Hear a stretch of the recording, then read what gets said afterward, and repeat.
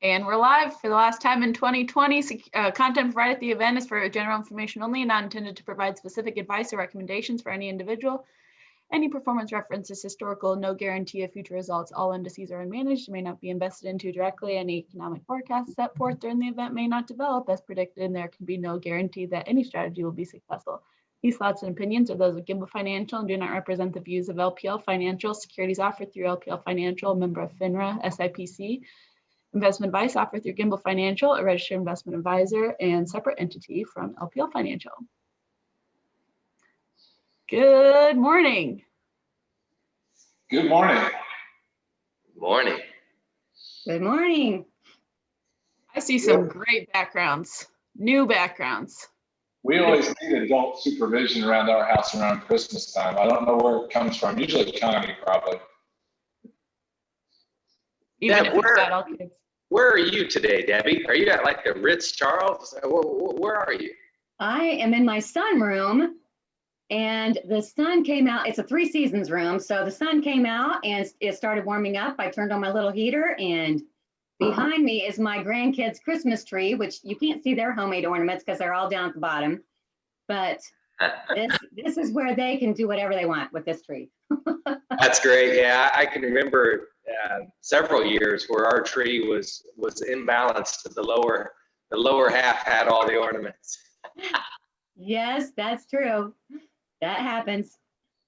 My grandparents' tree was aluminum foil. Oh man, I think I remember that from the days back at the credit union with the spinning light thing. Yes, the light wheel, color wheel.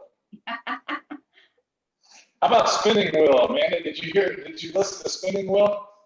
What goes up must come down. By blood, sweat, and tears. Blood, sweat, and tears, baby. That's as far as I got. Don't ask me to sing it. Don't ask me for the chorus. I only got through the first 3 seconds of the song, but it's true. What goes up must come down, like we talked about last week. That's awesome. I was challenging everybody in the office this week. The narrative for which you live is what you choose it to be. Like, we've heard so many people say 2020 is a horrible year and all those things. And I think that's a farce. I think that's a choice that you choose to make. I thought just as a team, we'd take a few minutes and talk about our own situation. So like the first thing I thought I'd throw out to y'all is if you have to immediately say 2 or 3 2020 wins, what were your wins and successes for this year? What would those be for you? And don't all jump in at once. I'll start. Definitely, I appreciated the slowing down in 2020. I miss traveling. I miss being able to go places, but so that's one. But it meant I got to spend time with some of the people I love most, and in just a very relaxed, slow setting. That's 2, and then 3. I haven't closed on a house, but I purchased a townhouse, so that was a big win. I saved a lot of money. That's cool. Who else? Well, I would say mine started at the beginning of the year. I got my 3rd grandchild, and not only that, so probably number 2 is you guys gave me a sabbatical. And even though my sabbatical started the very day of the shutdown, I was still able to stay with that new grandbaby for 5 weeks. And that was just amazing. It gave me such a connection with her.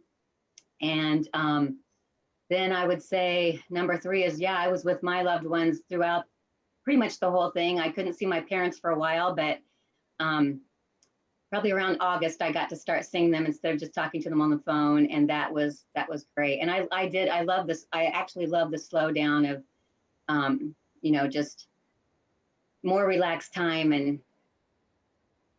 some things I missed, but it's okay. Doug, what do you got?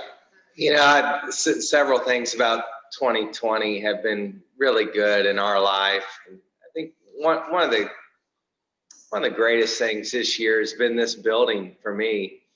I love remodeling and construction and all that stuff. Anytime you can see new things happening and wonder how it's going to turn out is great. I'm actually gonna miss the progress that I see over here in our building. It's just been a blast to get to know everybody, from the electrician to the drywall guys to the roofers, and to see a project become complete is great. But the journey along the way just boosted my spirit. I love coming over here. I'm going to miss the process now that it's done. But yeah, 2020 has been a fantastic year, really. I mean, by and large, there's so many things to celebrate. It's been a year where my theme has been look for opportunity. I didn't want to come across too optimistic. I think my personality leans that way a lot of times, but I really wanted to focus on opportunity. And so we were able to see that in business. We were able to see that, from my personal side with my family and my wife and kids. And so that type of opportunistic thinking is going to bleed over into 2021. And quite frankly, I can't wait to get it going. I can't wait to get today going, see what today's got going for itself. So yeah, 2020 has not been a bad year. We've had some frustrations, probably like several people. I know some of you have had some tragedies, but I just want to encourage you to take opportunity and go for it, whether that be your family or your business or whatever, your spiritual life, whatever that is. Look for that opportunity, and there's wins to be celebrated out there. That's good. Yeah, for me, it's been a great year. It's I don't like the narrative that you could classify an entire year as a good or bad year. There's an old saying, "This is the day the Lord has made. I will rejoice and be glad in it." And it seems like the most successful way to do things in life is break them down into smaller sections and make the most out of that section. And so we've had amazing days this year. We've had amazing opportunities. So I'd say for me, the highlight was that we finished Connie's chemotherapy in April. And so if I was going to say I had a bad year, it would have been 2019. 2019 was a desperate time, but in April, we finished the chemotherapy. Probably another highlight was just learning to adapt. They say you can't teach an old dog new tricks, but this dog was learning to adapt this year with a lot of different things. Family time was really good. We had a lot of unexpected family time in the Tyner house this year. It looked a lot different in our house than I ever imagined it would, but it was good. It taught us a lot through that. And I'd say the other real victory in 2020 was just business-wise. We made some bold moves that we probably never had the courage to do in the past, and I see more of those in 2021 as well. So yeah, those were big victories. So that's cool. I'd encourage, just like Doug said, all of you to really look for the big victories you've had this year, because there's a lot of challenges for everybody, and to jump on the victories and enjoy them is a big deal. So. What if we jump into the market discussion a little bit? You go with that, Doug? Yeah. I'm going to share my screen real quickly here, and I just love that painting behind you. I do Speaking too. of markets. now, you all see in my chart, I always get confused. You see the market here? Yep, we see the NASDAQ. Okay. So I just wanted to point out to you all, I spent probably, I would bet 30 hours last December looking at these sorts of things. Yeah. Just this chart, like I wanted to see what certain activities in the NASDAQ, how they tended to follow through, and so I went through all the way back to the early 70s and looked at these charts and kind of got a feel for them. And so if I go back to where I was a year ago,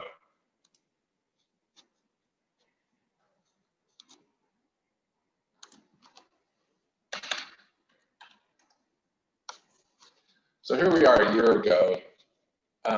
This was the NASDAQ towards the end of 2019. And Golly, look at that 2018. That was so brutal. A lot of us forget that. Just seeing that up there makes me just go away. That was a really hard time in the market. well, And most people forgot about it because look how it beat up, just like you're saying there. Oh man. yeah, and so that was, we went really flat from where we were, what was that, August of 2018? We went flat, and then we had this run up into the end of the year here. And my concern going into the end of the year was this line right here is the 50-day moving average, and this line right here is the 200-day moving average. And we were extended. This is 11% above the 200-day moving average, and that gave me concern then. And so that's what I was trying to figure out. How do we watch this thing and go forward with caution? And so then if I spring forward back to today to show you this, here we were, right here. Well, here's where we were at the end of the year. The market rallied up, and then it did like, you thought that was bad. And then we had another V. And Vs they're not a normal response to a down market. And so it causes investors, I think, to become too complacent and not be afraid when the market gets difficult. And the majority of the time, markets retest their lows. Yeah. And so to V up like it did there, and then V up like it did coming out of December 2018, very unusual. Yeah. And so it probably gives investors maybe a false sense of security. But so we were up on the 200-day average last year about 11%. Well, you can see here's where we are in 2020, and that is looking at my notes here, that's 24% extended from this average this year. We were probably, let me look here real quickly. And that black line again, where you see the black line, that's the 200-day moving average. That's a really important line that we pay attention to see if there's strength behind the buyers and what they're demanding from the markets. Yeah, and so here we were, back in September, we were extended 29%, and we're extended 24% now. So when we got that far extended, the market just said it just needed to take a breather is what happened. And so that I would say that's kind of my attitude right now. I don't know about you, Doug. I think that this market is extended a little bit as we go into the new year, and it doesn't cause me to get anxious and going to freak out. It just suggests that there's no urgency to be jumping in this market with both feet. It's just a time for caution and patience. And hopefully what it'll do is just move sideways to kind of allow this 200-day moving average to catch up with it. Yeah. So that's kind of the market, and you could look at just about any aspect of the market and it'll look a little similar. Can we take a look at the VIX? That's been the theme we've been looking at throughout the year. The VIX just helps us gauge risk in the marketplace and what the buyers and sellers are doing. And if you look at this chart, you can see that the peak in that March time frame, and then things really started to come down. And so today we're trading at a very reasonable level on the VIX. It's not quite as low as it was on pre-COVID, but we like to see low numbers on the VIX. And once this starts to get up around 30, that's when we start to think, okay, there's some elevated risk that we need to be paying attention to. And so this has been good. This has been good to see some of the risk come down. I just thought I'd throw this out there to everybody to take a look at this. This is, let's go here.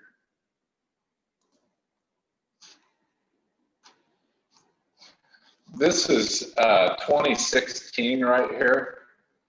And this is what a challenging year can look like. This is the NASDAQ, and this thing is all over the board through this year.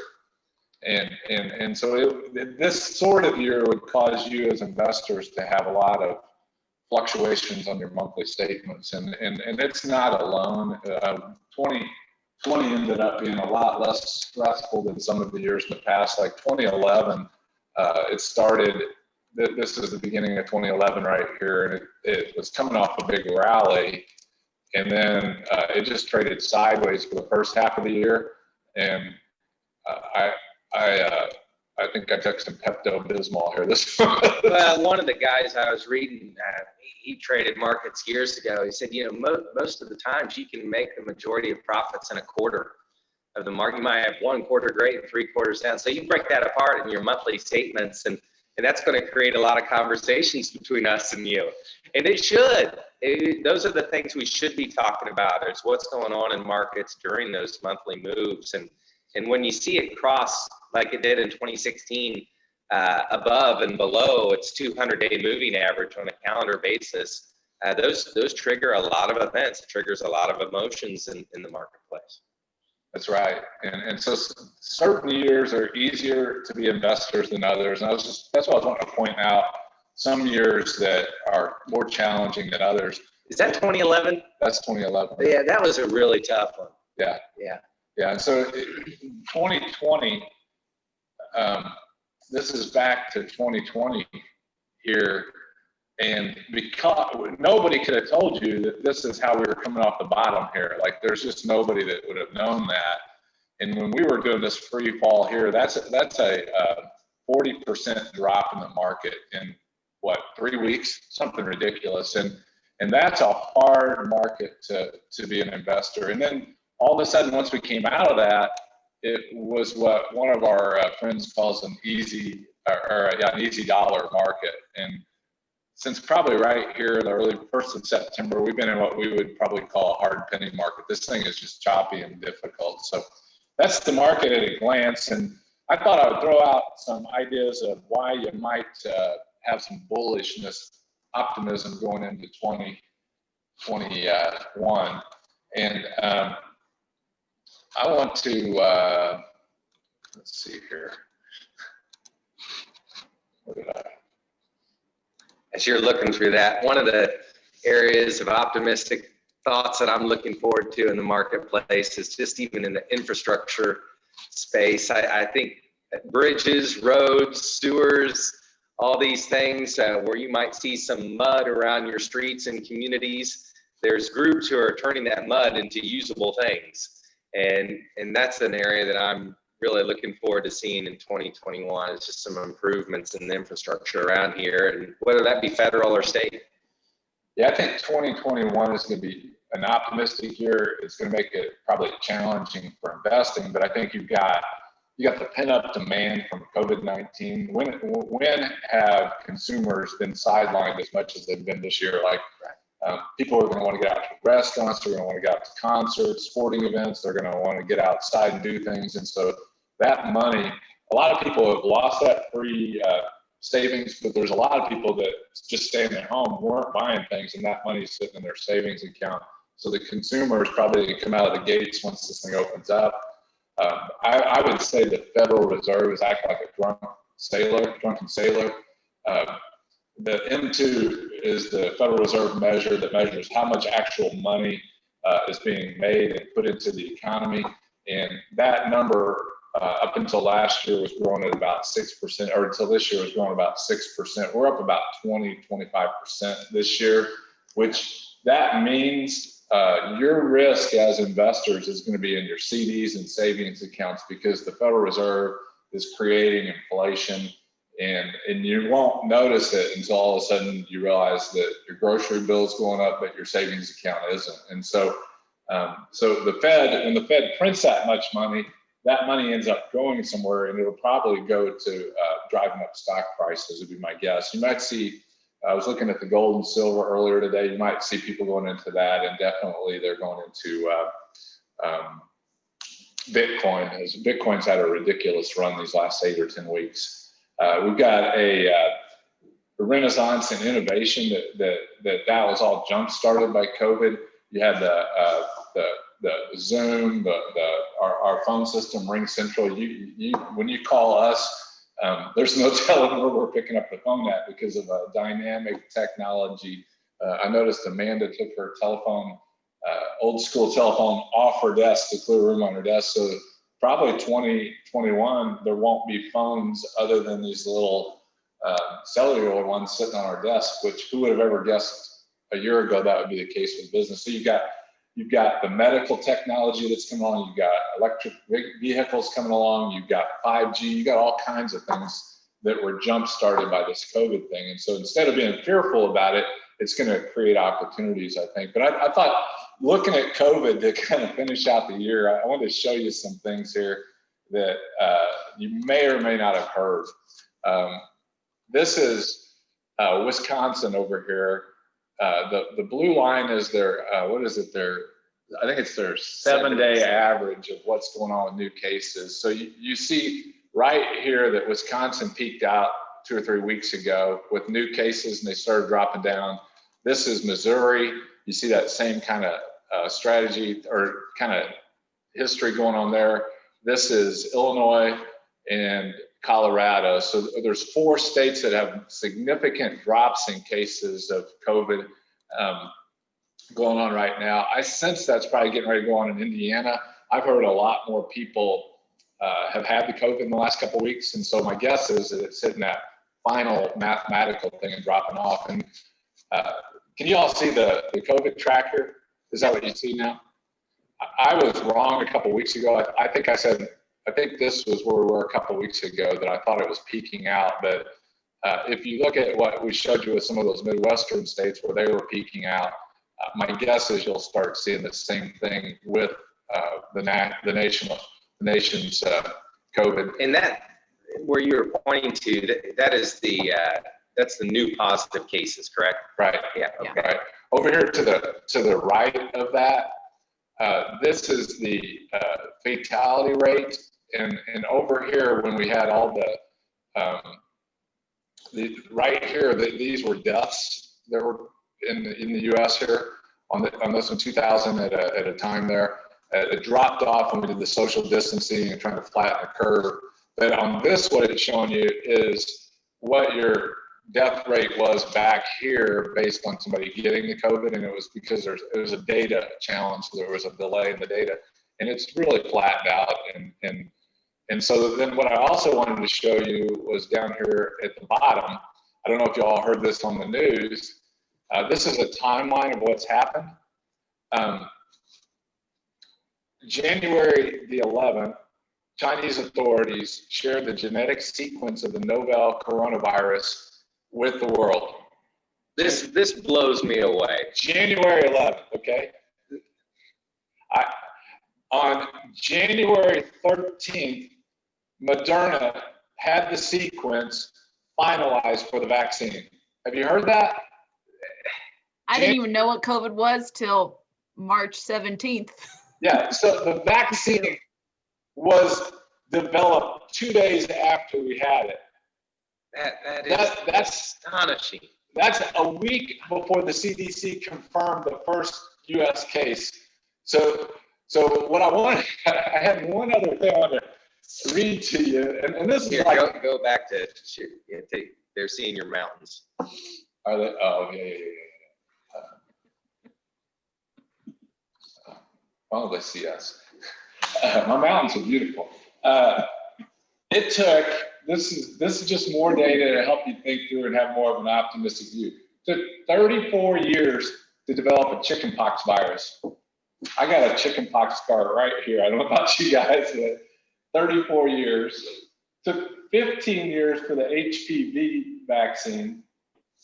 Did I say chickenpox virus? The vaccine is what I meant. They didn't develop the virus. They developed That we know of. Yeah. Conspiracy. Took 9 years for the measles vaccine, 7 years for the polio vaccine, 4 years for the mumps vaccine, 2 days to develop the vaccine, and 11 months for it to be announced that it was available. It was announced last month, but it was developed 2 days after we had it. So I think there's great reason for optimism. I think there's possibilities beyond measure. I want to go back to that. And again, this is my opinion. You all are welcome to vary in opinions with us. But I wanted to show you one other thing over on this, and we're happy to send you a copy of this so you can look at it on your own. But this shows the reported cases. This chart right here, and it's broken down by the U.S. Midwest, the U.S. South, U.S. West, and the Northeast. And you can see where the Northeast jumped up early because they weren't doing any social distancing or anything, and then they just shut down. So you see them, they dropped to the bottom here, and it's because they weren't socializing. There was no way to pass the virus. Other parts of the country responded differently. The Midwest, I think, of all the sections, probably stayed open the most.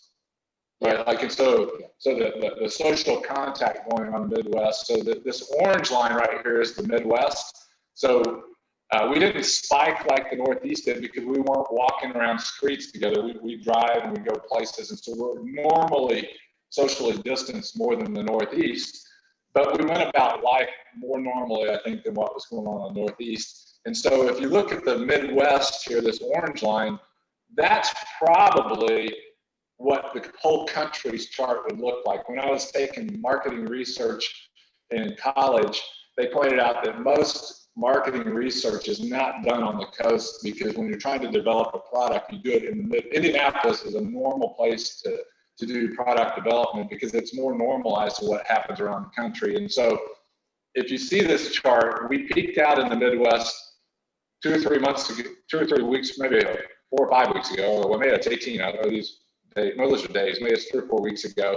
And the Midwest is trending downward. In the West, which would include predominantly California, Oregon, and Washington State, that's probably, or maybe Arizona as well. It was more normalized there for a while, like the Midwest, and now you're seeing the rest of the country kind of just a few weeks behind where we are. I think this is my prediction. I stayed in the Holiday Inn, what do they call it, Select one time, but that's just looking at this, what I think is going to go on there. So, and it's all a spinning wheel. What goes up, you can Come down. only 320 million people can get the COVID. Just saying. That's the maximum possibility. And I'm not making light of it. I realize that a lot of families, this line is real, and a lot of families have lost family members in that. I'm just pointing out that this thing is probably, if it's like a normal virus, it's probably approaching the end and not the beginning of its life. And another thing you might look at here is that in a normal year, this is what flus look like, and they don't test flus like they've tested the coronavirus, so you don't really know how many people had the flu. But you could see a very bad flu year in 2019 here. My guess is, in my opinion, this was coronavirus. It jumped up so dramatically that a lot of people in 2019 probably had the flu, and it was not the flu, it was the coronavirus. And in 2020, so few people have had the flu that there's probably been a number of people that had the coronavirus that weren't coronavirus, or just the normal flu. So that's all I'm going to say about this. What else do we need to know, Doug, as we go into 2021? Let's just keep in touch. Let's keep talking. And this has been one of the highlights of 2020 for us too, are these Zoom calls. Really appreciate everybody's participation and joining and watching either live or watching later. Tell your friends about it. We'd love to have them join us. So I'll just say Merry Christmas to you. And if we can do anything for you in between now and the end of the year, call us. If you choose to stop by the formal flower shop known as Gimbal Financial World Headquarters, we consider you all backdoor friends. And so the main entrance for you is right off the parking lot back there. And we'd love for you to stop by and give us a visit when you have some time. Ladies? Thank you for everything in 2020. Yes, just want to say Merry Christmas to everybody. Happy New Year. Let's do it, We'll 2020. see y'all soon. Bye. Yeah.